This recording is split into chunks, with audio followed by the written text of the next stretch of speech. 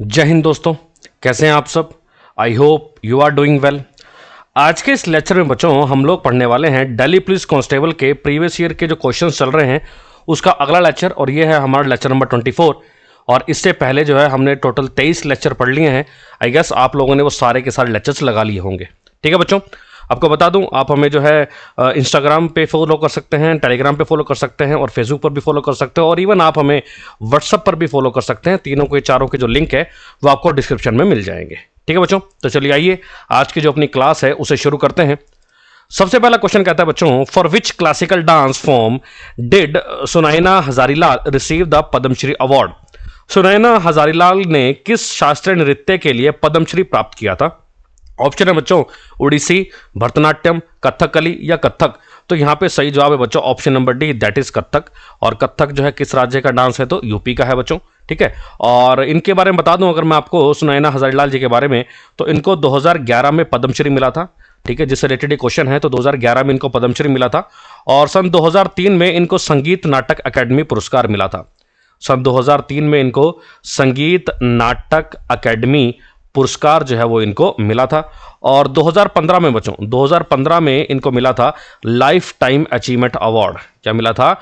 Life time achievement award.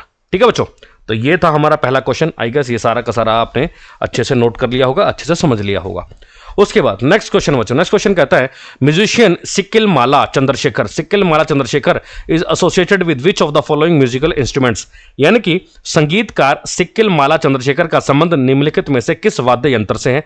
Option है बच्चों तानपुरा, बांसुरी, तबला या स्वर्णमंडल। तो जैसे कि आप फोटो देख सकते हैं इनका, तो सही जवाब है बच्चों option number B, that is bansuri. ठीक है, बांसुरी से संबंधित हैं ये। और बांसुरी से संबंधित और कौन कौन से जो है पर्सनैलिटीज हैं, तो उनका नाम लिख लेते हैं हम। पहले भी कई बार बता चुका हूं। एक तो बच्चों हरिप्रसाद चौरसिया। ठीक है बच्चों, एक है पन्नालाल घोष। एक है बच्चों राजेंद्र प्रसन्ना। एक है बच्चों राजेंद्र कुलकर्णी। ठीक है बच्चों, तो ये सभी संबंधित हैं बांसुरी से। क्लियर है। उसके बाद बच्चों तानपुरा यहां पे लिखा हुआ है। तानपुरा से संबंधित कौन है, तो एक ही नाम ध्यान रखिएगा, पंडित भीमसेन जोशी। ये तानपुरा से संबंधित है। उसके बाद बच्चों तबला से संबंधित कौन कौन है, तो कई बार हम पढ़ चुके हैं अल्लाह रखा खां, सबको पता होता है। एक है बच्चों पंडित कृष्ण महाराज। एक है आनंद गोपाल बंदोपाध्याय, इनका पूरा नाम है आनंद गोपाल बंदोपाध्याय। ठीक है बच्चों। उसके बाद वीणा से संबंधित कौन कौन है बच्चों, तो नाम याद रखिएगा एस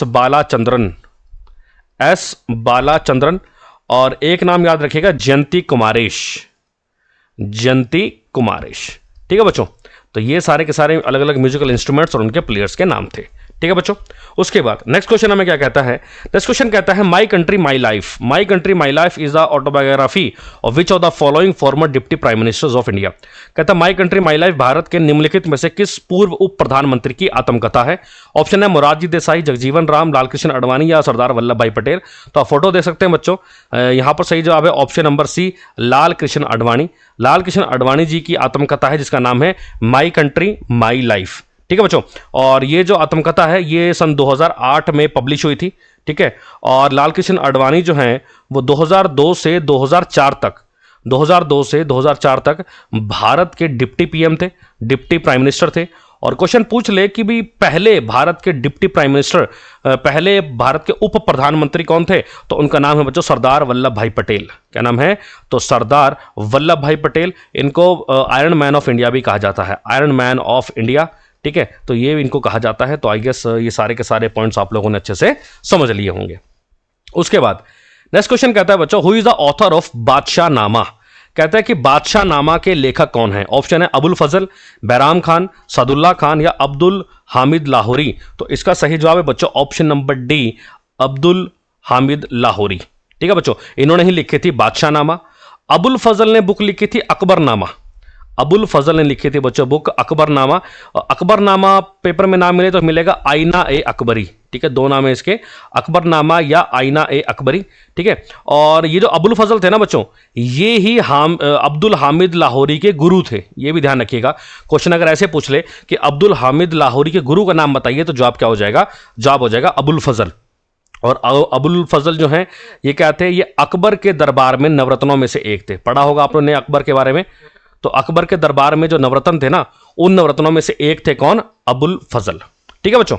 उसके बाद नेक्स्ट क्वेश्चन कहता है फुटबॉल प्लेयर चुन्नी Goswami who passed away in April 2020 was also a farmer national dash player.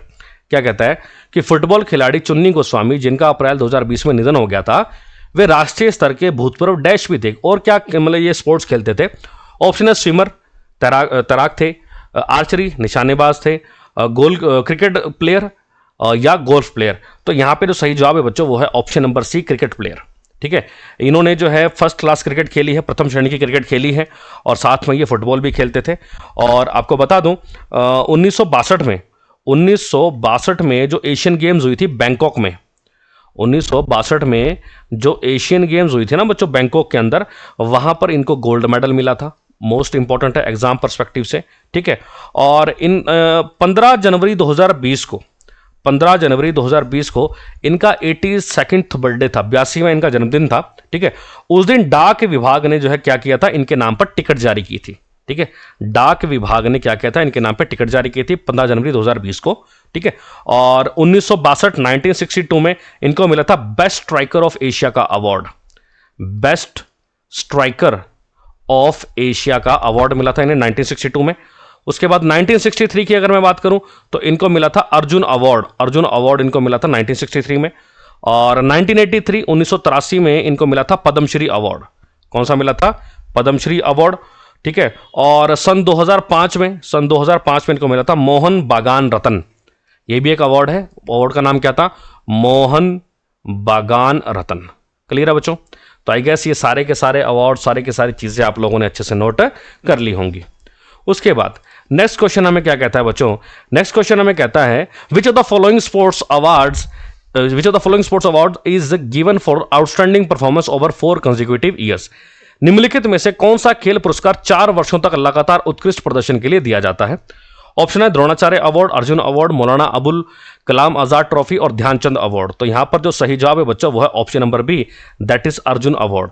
यदि कोई भी खिलाड़ी, कोई भी प्लेयर लगातार 4 सालों तक अपना बेस्ट परफॉर्मेंस देता है, तब उनको मिलता है बच्चों अर्जुन अवार्ड, ठीक है।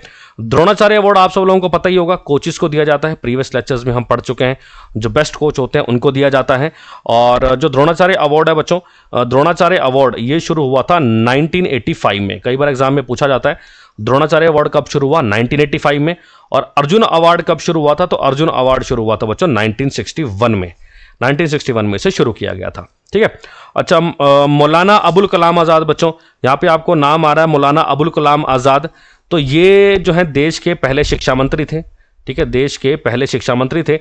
इनका जन्मदिन आता है बच्चों 11 नवंबर को, और 11 नवंबर को ही मनाया जाता है बच्चों नेशनल एजुकेशन डे।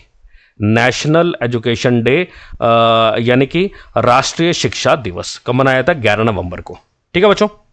उसके बाद नेक्स्ट क्वेश्चन कहता है who was the finance minister of India during the economic reforms in 1991। Bharat में 1991 के आर्थिक सुधारों के समय भारत के वित्त मंत्री कौन थे? ऑप्शन है doctor Pranab Mukherjee, doctor Manmohan Singh, Shri P Chidambaram या श्री बिमल जालान। तो फोटो देख के आप समझ गए होंगे, option number B doctor Manmohan Singh. Doctor Manmohan Singh जो है उस टाइम पे देश के क्या थे? वित्त मंत्री थे बच्चों, फाइनेंस मिनिस्टर थे। और उसी टाइम पर 1991 में देश के पीएम कौन थे? प्रधानमंत्री कौन थे? तो उनका नाम तो बच्चों पीवी नरसिम्हा राव। पीवी नरसिम्हा राव ये उस टाइम पे देश के प्रधानमंत्री थे। और 1991 के अंदर जो है बच्चों न्यू इकोनॉमिक पॉलिसी लाई गई थी, ठीक है। एग्जाम में पूछा जाता है न्यू इकोनॉमिक पॉलिसी कब लाई गई थी? तो 1991 में लाई गई थी। और इसका मतलब मेन मकसद यही था, मेन एम यही था इसका कि भारतीय अर्थव्यवस्था का वैश्वीकरण करना था, ग्लोबलाइजेशन करना था। इंडियन जो इकोनॉमी है उसका क्या करना था? वैश्वीकरण करना था, यानी कि ग्लोबलाइजेशन जो है इसका करना था, ठीक है बच्चों। उसके बाद नेक्स्ट क्वेश्चन हमें कहता है the IISCO and TISCO, IISCO and TISCO industrial plants are associated with which industry? IISCO और टिस्को औद्योगिक संयंत्र किस उद्योग से संबंधित हैं? ऑप्शन है क्लोथ्स यानी कि कपड़ा, आयरन ओर यानी कि लोह इस्पात, सीमेंट या शुगर, शुगर यानी कि चीनी। तो यहां पे सही जवाब है बच्चों option number B, that is iron ore. Iron ore को हिंदी में बोलते हैं बच्चों लोह इस्पात। ये दोनों के दोनों जो है लोह इस्पात से संबंधित हैं बच्चों। इसको का फुल फॉर्म होता है Indian iron and steel company. Indian iron and steel company, ठीक है। और इसकी स्थापना हुई थी 1918 में। कहां पर हुई थी? बर्नपुर में हुई थी। जिला कौन सा था? जिला है बच्चों वर्धमान। और कौन से स्टेट के अंदर? तो बंगाल के अंदर, वेस्ट बंगाल के अंदर, पश्चिम बंगाल के अंदर जो है इसकी स्थापना हुई थी, ठीक है। टिस्को की अगर मैं बात करूं तो टिस्को की फुल फॉर्म है बच्चों Tata iron and steel company limited. Tata iron and steel company, इसको Indian iron and steel company और टाटा टिस्को का हो गया Tata iron and steel company, ठीक है बच्चों। टिस्को की स्थापना की थी जमशेदजी टाटा जी ने। जमशेदजी टाटा जी ने जो है इसकी स्थापना की थी। और कब की थी? 1907 में। कहां पर की थी? साक्षी में की थी। और साक्षी को आज के टाइम में हम बोलते हैं जमशेदपुर। क्या बोलते हैं? जमशेदपुर। यानी कि एक क्वेश्चन यहां से यह भी बन गया कि जमशेदपुर का पुराना नाम बताइए, तो साक्षी। और जो कि कहां पर पड़ता है बच्चों? तो यह पड़ता है झारखंड में। कहां पर पड़ता है? तो यह पड़ता है बच्चों झारखंड में। क्लियर है? उसके बाद नेक्स्ट क्वेश्चन कहता है when was the reserve bank of India established? भारतीय रिजर्व बैंक की स्थापना कब की गई थी? ऑप्शन है 1 अप्रैल 1945, 1955, 1935 या 1925। ऑप्शन नंबर सी बच्चों 1 अप्रैल 1935 को आरबीआई की स्थापना हुई थी बच्चों। और आरबीआई एक्ट लाया गया था, ठीक है। आरबीआई एक्ट के तहत, आरबीआई एक्ट 1934 के तहत 1 अप्रैल 1935 की इसकी स्थापना की गई थी। और इसका जो हेड ऑफिस तो शुरू में जो बनाया गया था वो बनाया गया था बच्चों कलकत्ता के अंदर, ठीक है। और जो रिजर्व बैंक ऑफ इंडिया है, आरबीआई है, इसे बैंकों का बैंक भी कहा जाता है बच्चों। एग्जाम में कई बार पूछा जाता है कि बैंकों का बैंक किसे कहा जाता है, तो वो आरबीआई को कहा जाता है। और आरबीआई का राष्ट्रीयकरण कब हुआ था? अगर ये पूछ ले आपसे कि आरबीआई को जो है नेशनलाइज्ड कब किया गया था, तो जवाब आएगा 1949। क्या आएगा? 1949। आप स्क्रीन के ऊपर ये एक लोगो देख रहे होंगे, ये आरबीआई का लोगो है। क्वेश्चन ये भी पूछ लेता है कि आरबीआई की जो स्टैंप है, आरबीआई का जो लोगो है, उसके लोगो है, उसके ऊपर कौन सा जानवर बना हुआ है? तो ये जानवर बना हुआ है बच्चों, ये है टाइगर, ठीक है। तो आरबीआई की स्टैंप के ऊपर टाइगर बना हुआ है। और उसके पीछे जो वृक्ष है, वो वृक्ष किस चीज का है? तो साल का वृक्ष है बच्चों, साल यानी कि पाम ट्री। क्लियर है? उसके बाद लास्ट क्वेश्चन बच्चों हमारी आज की क्लास का क्या कहता है? लास्ट क्वेश्चन कहता है which of the following players was awarded the Rajiv Gandhi Khel Ratna इन अगस्त 2020? अगस्त 2020 में निम्नलिखित में से किस खिलाड़ी को राजीव गांधी खेल रत्न से सम्मानित किया गया था? तो यहां पर ऑप्शन है दीपा मलिक, बजरंग पूनिया, मनिका बत्रा या विराट कोहली। तो सही जवाब है option number C, Manika Batra, ठीक है। ये टेबल टेनिस की प्लेयर हैं, ये भी ध्यान रखिएगा, टेबल टेनिस की प्लेयर है। इनको 2020 में राजीव गांधी खेल रत्न अवार्ड मिला था, जिसका नाम बदलकर अब क्या हो चुका है? मेजर ध्यानचंद खेल रत्न अवार्ड। ये हम कई बार डिस्कस कर चुके हैं। राजीव गांधी खेल रत्न अवार्ड का नाम बदलकर क्या हो गया? मेजर ध्यानचंद खेल रत्न अवार्ड, ठीक है। और विराट कोहली की बात करें तो विराट कोहली को 2018 में मिल चुका है, ठीक है, राजीव गांधी खेल रत्न अवार्ड, ठीक है। और दीपा मलिक जी की बात करें तो इनको सन 2019 में मिला था राजीव गांधी खेल रत्न अवार्ड। और दीपा मलिक जो हैं पहली भारतीय महिला हैं, पहली भारतीय महिला, फर्स्ट इंडियन वुमेन है जिनको पैरा ओलंपिक्स में मेडल मिला था। यह ध्यान रखिएगा, पैरा ओलंपिक्स में क्या मिला था? इनको मेडल मिला था, ठीक है। चलिए, ये थे बच्चों हमारे आज के 10 क्वेश्चन। आई गेस सारे के सारी चीजें क्लियर हो गई होंगी। फिर भी अगर कोई डाउट हो तो आप कमेंट बॉक्स में कमेंट करके पूछ सकते हैं। वीडियो अच्छा लगे तो इसे लाइक एंड शेयर जरूर कीजिएगा और चैनल को सब्सक्राइब जरूर कीजिएगा, ठीक है बच्चों। मिलते हैं नेक्स्ट लेक्चर के अंदर। Thank you so much. जय हिंद, जय भारत।